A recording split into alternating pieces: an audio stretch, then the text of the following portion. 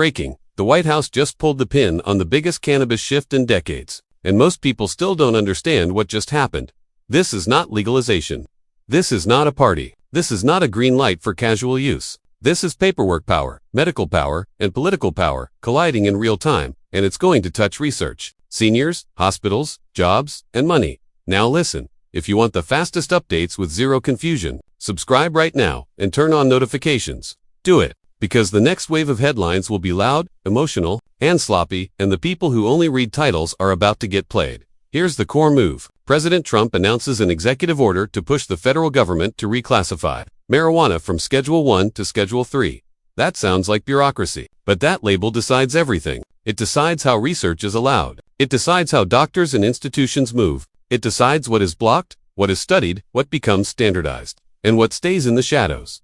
And the reason this is exploding right now is simple. Pain is political. Seniors are political. Veterans are political. And when a government frames cannabis as medical access and medical research, it flips the battlefield. It drags the conversation out of stereotypes and drops it into hospital rooms. But here comes the first trap. An executive order does not instantly rewrite federal scheduling. It points the machine in a direction. The machine still has to move. Agencies still have to go through formal steps. That gap between the signature and the final action is where the real fight begins. So the question is not, did he sign something? The question is, what does this unlock if it goes through? And who benefits first? Because the administration is selling this as common sense medicine. And at the same time, an entire industry is staring at the calendar like it's a countdown. Why? Because scheduling touches research barriers, yes, but it also touches business reality. It changes how legitimate the market feels. It changes how policies are defended. It changes how banks, insurers, and regulators behave. Even before a single rule is finalized, the temperature changes, and there's a second move tied into the same moment that most people are ignoring, even though it hits kitchens and families. Directly. CBD seniors. Medicare, you heard that right. The conversation isn't only about it's also about expanding access pathways for hemp-derived CBD products for older Americans under medical guidance, with models being discussed where doctors recommend and patients can receive regulated products with guardrails. That is not a trending meme. That is a policy earthquake for millions of people who live with daily pain and daily limitations.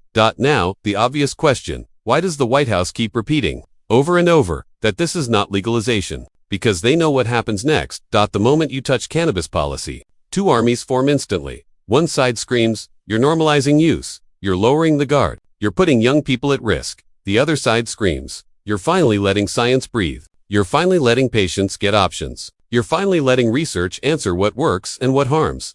Both sides are pointing at real issues. That's why this debate never ends. And that's why this particular move is more dangerous and more powerful than people think.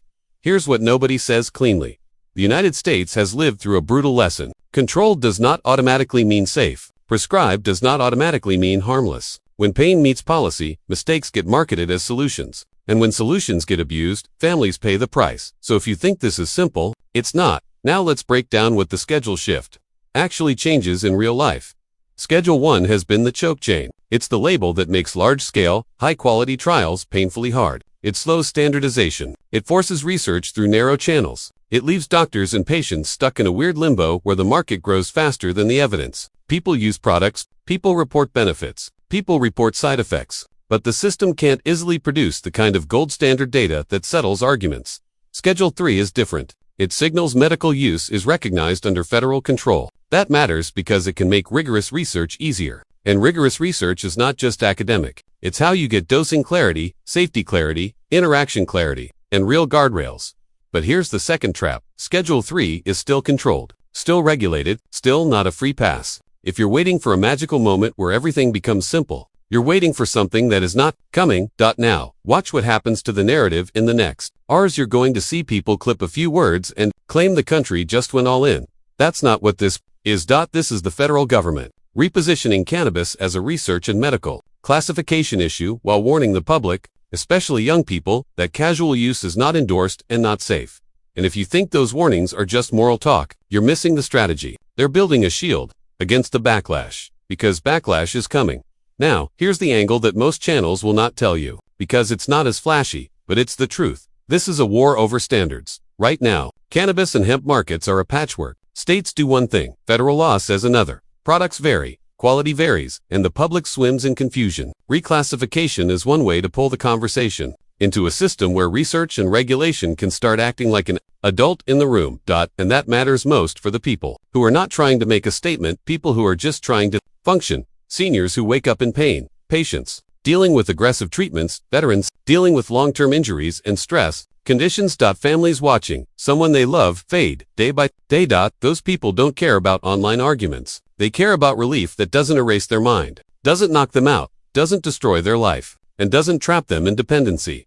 And that brings us to the quiet, explosive part, opioids. One reason this topic is so tense is because painkillers exist in the center of America's trauma. Powerful prescription medications can help, and they can also wreck lives if misused. So when the administration talks about cannabis as a potential substitute, in some cases, they're stepping into the same conversation Americans have been terrified of for years. How do you relieve pain without creating a new disaster? That is the real question.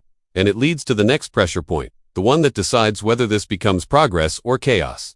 Research speed versus safety speed. If research expands, we can learn faster. If we learn faster, we can guide better. But if the market expands faster than research, confusion grows. And confusion is where harm hides. Now let's talk about jobs, because this is where reality hits hard. Even if scheduling changes, many workplaces will not suddenly relax. Safety-sensitive roles, federal testing frameworks, employer policies, those don't automatically adjust because a politician says Schedule 3. If you're an adult making choices, you need to understand this. You can lose opportunities based on rules that lag behind headlines. So do not let social media convince you nothing matters. Now, that is how people get blindsided. Now, the Medicare and CBD angle.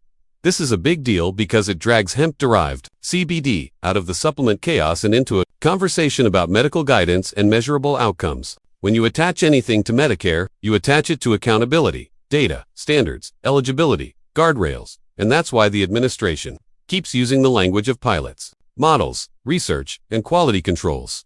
This is the moment the debate becomes real policy, real medicine, real economics, and real consequences. In the most unsettling part, we are not watching a finished decision, we are watching the first domino. What happens in the next days will decide whether this becomes controlled medical modernization, or another chaotic American experiment where money moves faster than safeguards. So subscribe now, turn on notifications, and share this with the one person you know, who only reads headlines, because this is one of those moments where a headline can wreck understanding, and the last thing you need is confusion when the country starts moving fast. Because the next update won't come from a podium. It'll come from the paperwork that quietly reshapes the country while everyone else is still arguing about a single word.